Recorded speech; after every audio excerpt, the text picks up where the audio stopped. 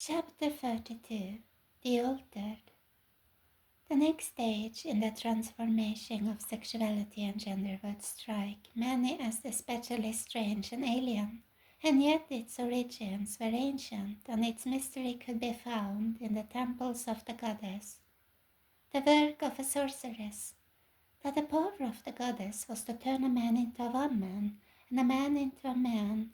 To change one into the other implies more than the clothing of a transvestitism, the desires of homosexuality, or even an identification with the opposite sex. In its most literal or ultimate understanding, it would mean the actual transformation of a man into a woman and a woman into a man. It would mean that a goddess had the power to physically transform a member of one sex into the other. It was, again, the act of magic, the work of a sorceress. To turn a man into a woman and a woman into a man was to transition one sex into another. It was an act of transsexualization or transgenderism. The person so transitioned by the goddess had become transsexual. Ninshubbar, Ishtar's personal assistant, was a deity named Ninshubbar. Ninshubbar was female goddess, but she was of a strange nature. She continually changed her genders. In the service of other gods, Ninshubbar was male, but in the presence of Ishtar she became female, and back and forth again. The Ishtar assistant was a transsexual being. It was Ishtar who would transform herself from female to male and back again. In this sense, Ishtar herself was transsexual, so it should be no surprise that transsexuality should appear in both her mythology and her worship. The intersex beings.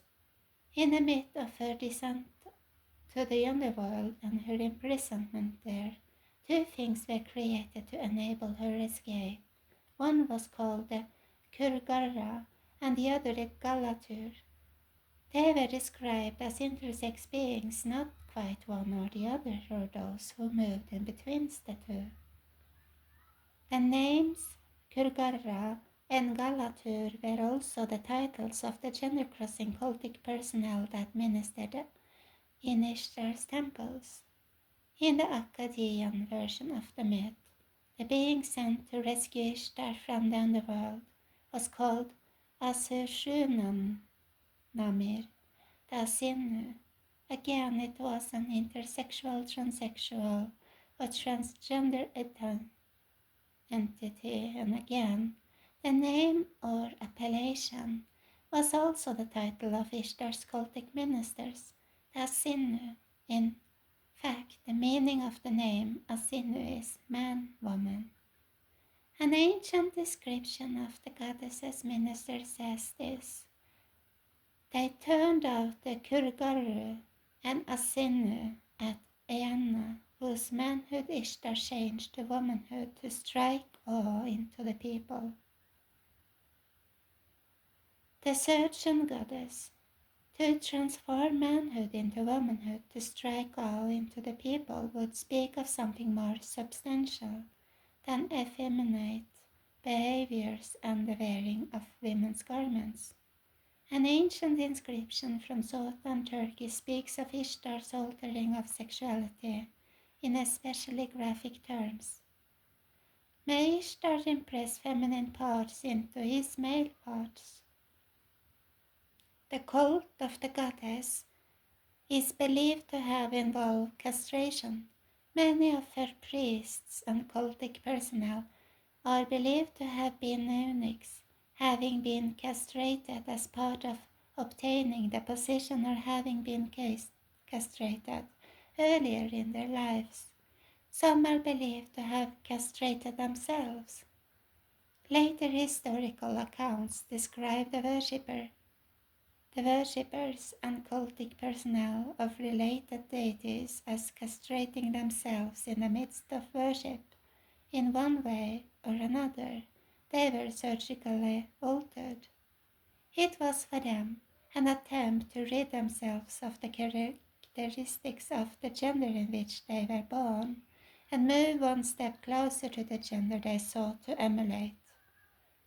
Because of their castration, the amount of the male hormone testosterone that circulated in their bodies would be drastically reduced. This in turn would lead to the minimizing of other male characteristics. All this was combined with the wearing of women's garments and adornments. The goddesses, priests, and cultic ministers were the transsexuals of the ancient world. A more extreme stage. So if the goddess was to return to the modern world, what would we expect to take place? We would expect the trappings and characteristics of her priesthood to likewise return. We would expect her powers to transform sexuality and gender to again be demonstrated.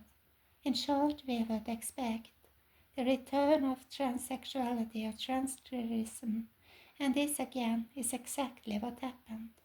Transsexuality and transgenderism represents a more extreme form or stage in the blurring and deconstruction of gender than that of transvestism and homosexuality. Therefore, we would expect a return of transsexuality and transgenderism to mainstream culture to happen at a still later stage in the goddess's transformations, and so it did. The very first attempts at surgically altering an individual's sexuality were made in the early 20th century. By the 1960s, the procedure was still an extremely rare oddity.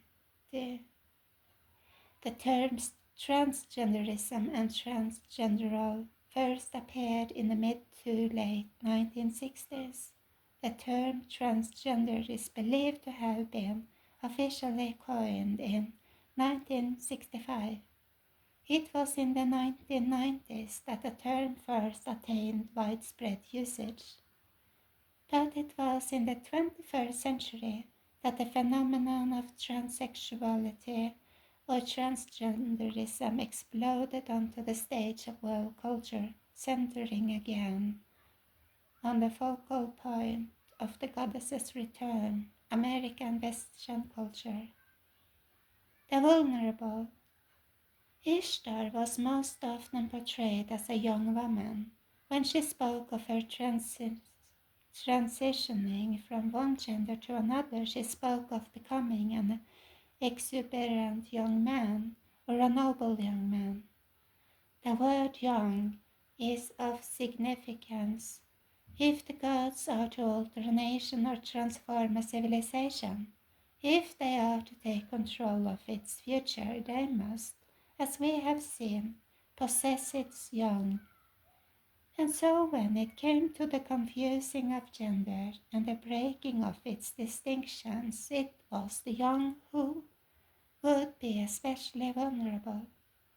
No generation has been so subjected to a barrage of gender blurring and confusion as that which came of age in the early part of the 21st century, and it was then that a massive change took place.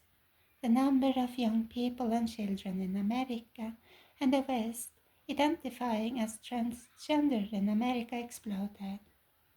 From 2009 to 2018, the number of girls seeking gender transition treatments in the United Kingdom alone skyrocketed by 4.515%. It was another phenomenon unprecedented in human history.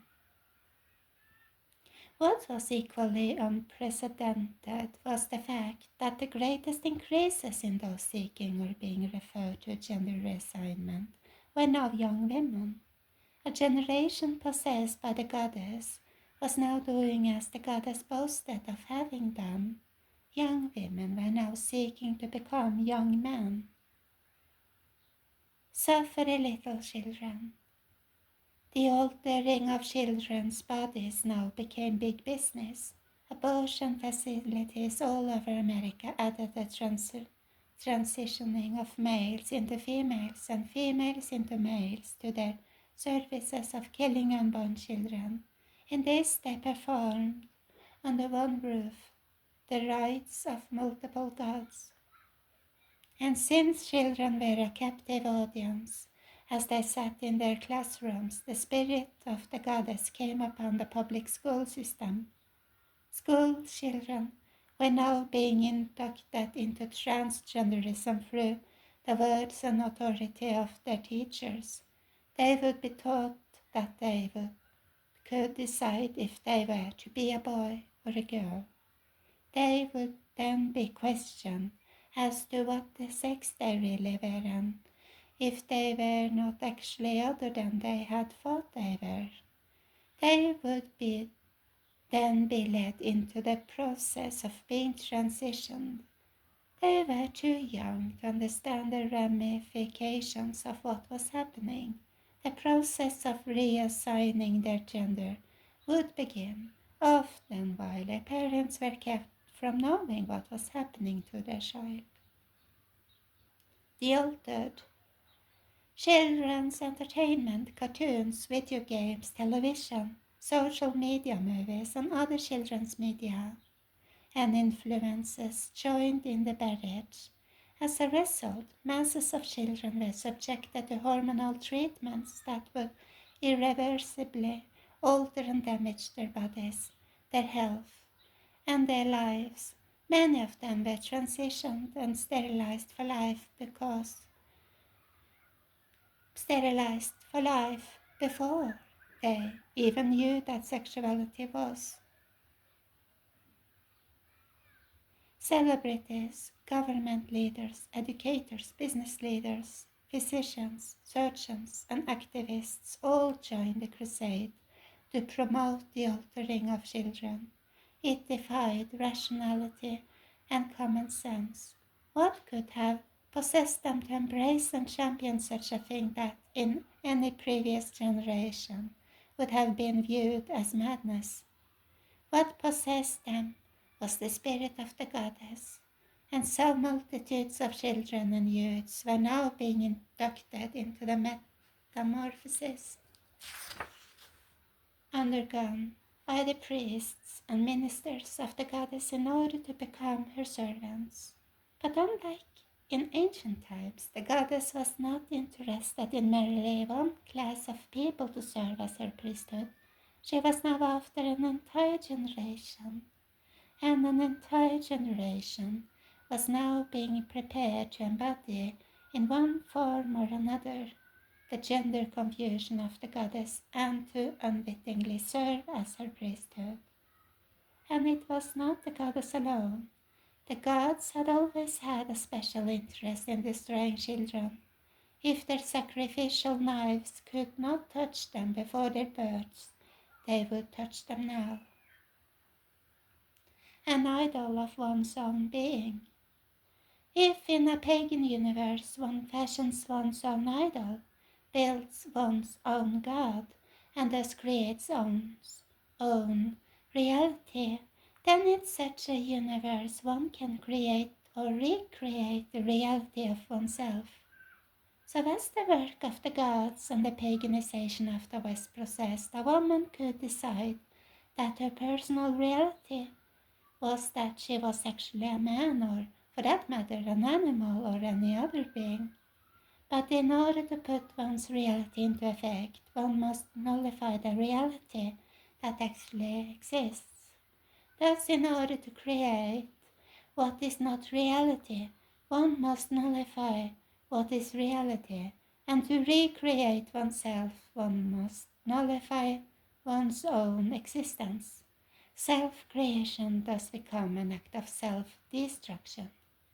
And to create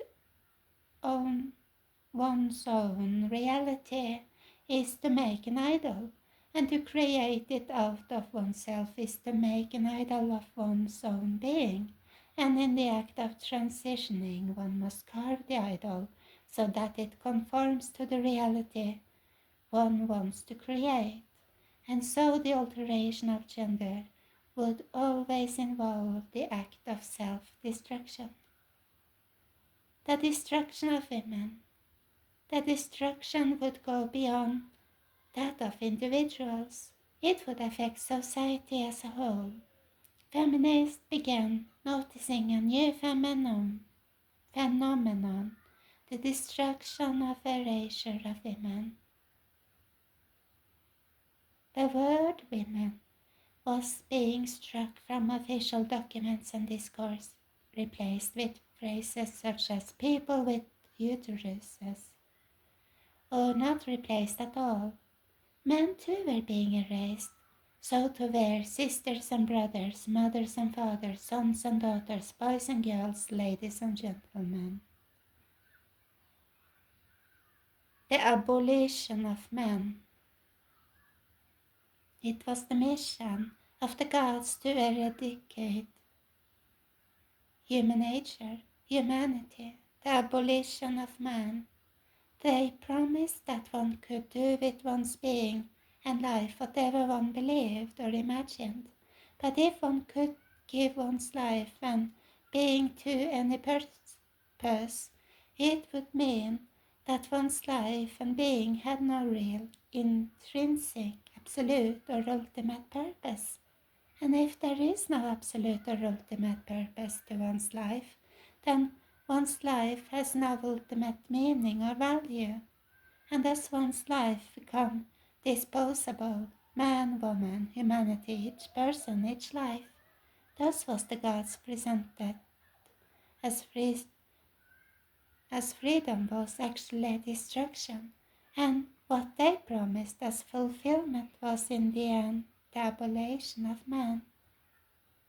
Is it possible that one of the most pivotal movements of modern times was not only begun by the goddess but indwelled at its birth by her presence? Is it possible that the event that triggered this movement not only was saturated by the elements of her mythology, but was its replaying? We are now about to remove the veil on an event that altered American and world culture. In its removal, we will see how an ancient Mesopotamian deity indwelled the streets of New York City.